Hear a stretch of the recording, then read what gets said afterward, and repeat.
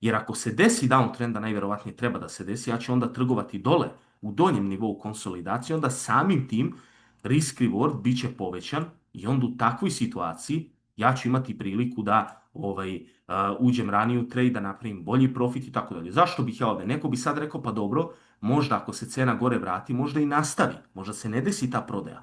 Ali onda to nije moj način trgovanja, ja čekam da se desi konsolidacija zbog boljeg risk rewarda, da bih na kraju mogao da imam kvalitetniji trade. Evo, o tome se radi. I zato takve situacije za nas postaju u stvari neka realnost koju mi pratimo i način kako trgujemo da bi trade na kraju ispao bolji. Tako da to objašnjenje kako treba da se reaguje u ovakvim situacijama, kako treba ovdje da se razmišlja, šta treba da se uradi i to je to. Znači ovo je jedan fenomenalan trend koji dobro izgleda, koji može da promeni fraktal.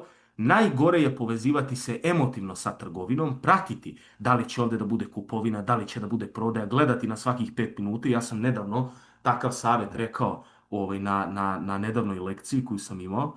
Dakle, ukoliko redovno pratimo trgovinu, dakle gledamo sve šta se dešava, svako pomeranje candlestick i tako dalje, to govori o našoj emocionalnoj nestabilnosti. To ne sme da postoji kod profesionalnog trgovca. Profesionalni trgovac ne sme da na svakih 5 minuta proverava trgovinu, bilo da će ona biti u profitu, bilo da će ona biti u gubitku, zato što i taj profit i taj gubitak su samo deo statistike.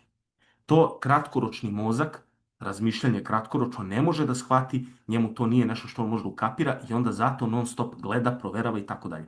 Mora da se proverava samo zbog break-evena.